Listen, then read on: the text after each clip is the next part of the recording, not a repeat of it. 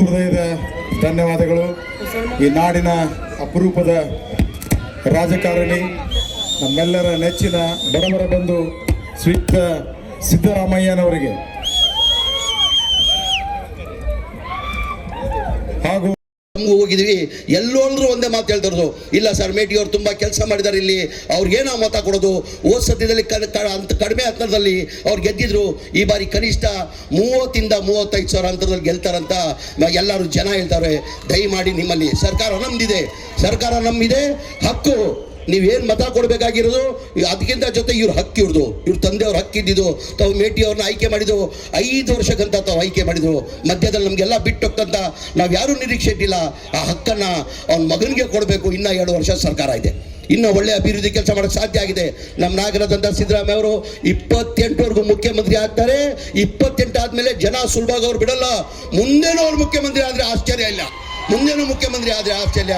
ದಯಮಾಡಿ ನಿಮ್ಮಲ್ಲಿ ಕೈ ಜೋಡಿಸಿ ನಾನು ಮನವಿ ಮಾಡಿ ಕೇಳ್ತೀನಿ. ನಾನು ನೋಡಿದೆ. ಸರ್ ನಾನು ಏನು ತಿಳ್ಕೊಂಡಿದ್ದೆ, ನಮ್ಮ ರಾಜ್ಯದಲ್ಲೇ ನಿಮ್ಮ ಜನ ಕೇಳ್ತಾರಂತ. ನಾನು ಕೇರಳ ಒಂದು ನಿಮಿಷ ಇರ್ರಿ, ನಾನು ಅಲ್ಲಿ ಕೇರಳಕ್ಕೆ ಹೋಗಿದ್ದೆ ಸರ್. 10 ದಿನ ಕೇರಳಲ್ಲಿ ಇದ್ದೆ ನಾನು.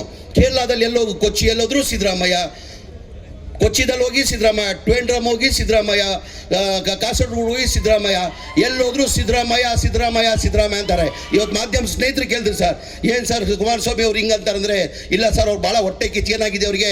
ಒಂದು 2007ರಿಂದ 8ವರೆಗೂ ಮುಖ್ಯಮಂತ್ರಿ ಇರುವಾಗ ಕುಮಾರಸ್ವಾಮಿ ಪಾಪ್ಯುಲಾರಿಟಿ ಸಿಕ್ಕಿದ್ದು ಸಹಜ, ಅದು ಸಿಕ್ಕಿತ್ತು ಅವ್ರಿಗೆ, ಇಲ್ಲ ಅಂತ ಇಲ್ಲ.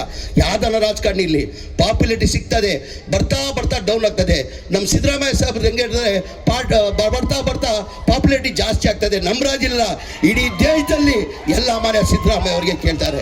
ದಯಮಾಡಿ ಇದು ಸಿದ್ದರಾಮಯ್ಯ ಮರ್ಯಾದೆ ಪ್ರಶ್ನೆ, ಇದು ಸಿದ್ದರಾಮಯ್ಯ ಅವ್ರ ಮರ್ಯಾದೆ ಪ್ರಶ್ನೆ. ಉಮೇಶ್ ಅವ್ರ ಕ್ಯಾಂಡಿಡೇಟ್ ಇಲ್ಲ, ಉಮೇಶ್ ಮೇಟಿ ಅವರು.